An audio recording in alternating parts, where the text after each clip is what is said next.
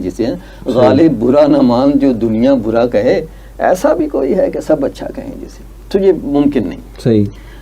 اچھا اب دو لفظ ہیں، ایک غلط ہے اور ایک درست ہے. ٹھیک. تو ہم اس میں سے اگر درست جو ہے اس کو نکال لیں تو وہ جو ہے وہ پازیٹیو بن جاتا ہے. ٹھیک. اچھا خاص طور پر میں ایک مثال اکثر دیتا ہوں، یہاں کئی دفعہ دے چکا ہوں، کہ انسان کو شہد کی مکھی ہونا چاہیے، مکھی نہیں ہونا چاہیے. ٹھیک. اچھا کہا یہ جاتا ہے، میں نے کہیں پڑھا بھی، کہ جو مکھی ہوتی ہے جس کو ہم فلائی کہتے ہیں، جی، اس کی آنکھیں دنیا کی تیز ترین آنکھوں میں سے ایک ہے نا. بنچ ہوتا ہے، not eye, eyes, bunch of eyes, آگے اس کا منہ اتنا بنا ہوتا ہے اور اس میں آنکھیں آنکھیں آنکھیں آنکھیں آنکھیں ہوتی ہیں، وہ پورا کیمرہ، لیکن بیٹھتی گند پہ جا کے، بالکل ہے نا.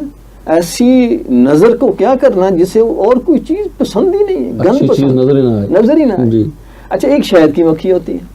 شہد کی مکھی جو ہے وہ پھولوں پہ بیٹھتی ہے، ایک پھول پہ بیٹھی، دوسرے پہ بیٹھی، تیسرے پہ بیٹھی، 10,000 پھولوں پہ بیٹھتی ہے، ایک قطرہ شہد بناتی ہے، اور وہ ایک قطرہ شہد بھی دوسروں کے لیے ہے. خود شہد کم کھاتی ہے، میں کھاتی نہیں ہے، موم پہ گزارا کرتی ہے، رہتی ہے یا کچھ اور چیزوں پہ نا.